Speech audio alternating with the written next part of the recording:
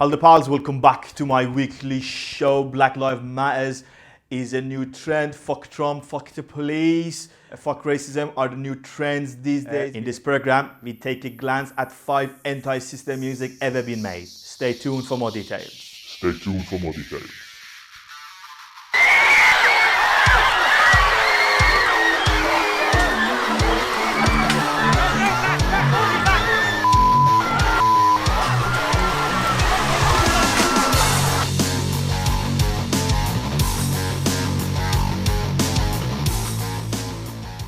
I used to do electric welding, arc welding, and the place where I worked was a sheet metal work factory.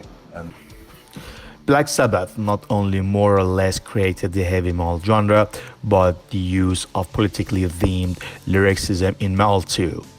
Warpig was a product of this, the opening track to their legendary effort Paranoid. This 8 minutes epic has had it all: perfect pacing, slow deliberating, drum beats, inspired guitar licks, and a seriously creeping atmosphere. They ratchet the song up until it's almost bursting at the seams while delivering one of the most famous sing-alongs ever constructed in metal. Releasing during the Vietnam War, the song is very bluntly about the selfish practice of warmongers and the consequences of their actions. Line like treating people like pawns in chess, and why should they go out to fight? They leave that role to the poor, highlight these sentiments with pinpoint precision. Sabbath never succumbed to play it safe, and Warpig is a prime example of that. Since its release in 1970, many anti-establishment songs in heavy metal have come and gone, but this one still towers above them all.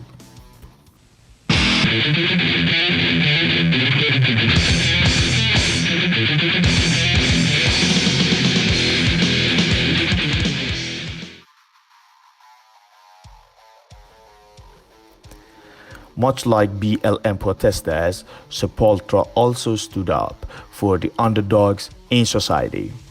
Their most iconic political statement was the Chaos AD protest song Refuse, Resist. Because while they always discuss social injustices in their music, none strike with the same bluntness as this one. They unload all of their pent-up rage in 3 intense minutes of direct force, lyric confrontational lyricism on top of the pulverizing instrumentals. Lines like "Inside this state, war is created," and "This door unleashed," "Starting to burn, starting to lynch," depict sense of major unrest and violence in the streets. Hard-hitting, though provoking, and instantly intense, all things that you would want from an anti-establishment anthem. Well, Sepultura delivered in spades here. You might be able to find more subtitled tracks around, but you will be hard-pressed to find a more impactful one than the unstainable firecracker Refuse, Resist. 91. Wow. Yeah. Death Church. Yeah, Death Church. Roll the tape. Yes. Play Spotify.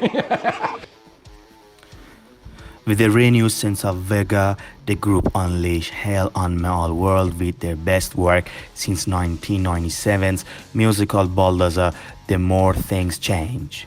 And with this revoltization came a very lyrical component that took aim at just about everyone. But it was album opener clenching the fist of dissent that really unloaded on political tyrant and war perpetrators.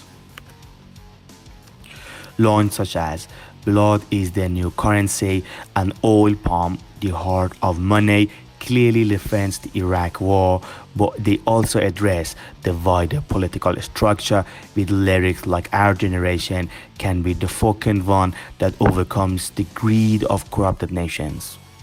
Rarely do album opener deliver the heavy veil open effect that this firecracker does, and with such compelling lyrical theme, the track also manages to deliver a profound message amidst the chaos. Awesome music plus retrieving lyricism equal clinching the fist of dissent. Staples Center, you can see America with this dire for avenging disgrace. I'm here today, able to do this because of them and everybody around the world like them. Bring Your Own Bomb stands as one of the most overtly political statements released by System of a Down. Much of toxicity railed against corporate greed and mass incarceration, but on this single from 2005's Mesmerize, the band take aim at the Iraq War.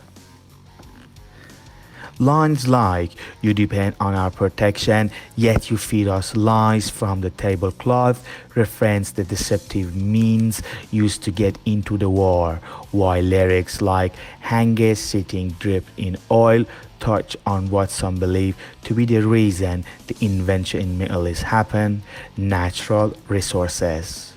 The iconic phrase, "Why do they always send the poor?" drives home the lack of empathy that political figures have in time of war. And the party they refer to, they're actually talking about the battlefield. System of a Down follow in a long line of metal artists condemning the war in Iraq, but few reach the same frenzied and crazed height as BYOB does.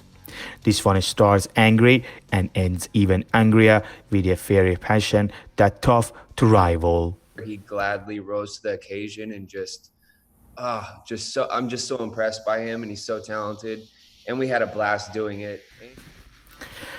Travis Baker, the 44-year-old drummer of Blink-182, has joined forces with the Machine Gun Kelly for yet another musical collaboration.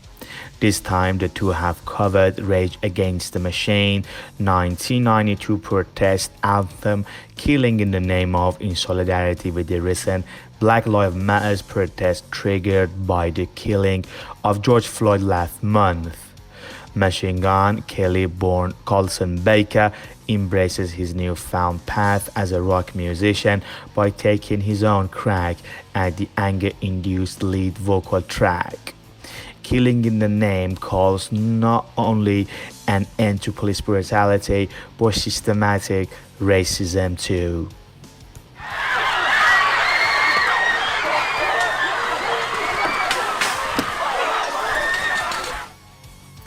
We at the Milo Show pretty sure you guys can mention some other names, though the Black Lives Matter movement's effect on all music is undeniable.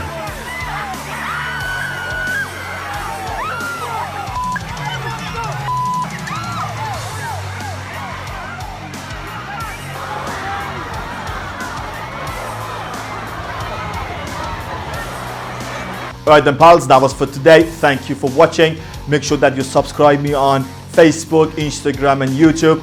Make sure that you put comments and spread the word about the Milo Show. Let me know what you think about the content of the program. Thank you very much and see you all next week.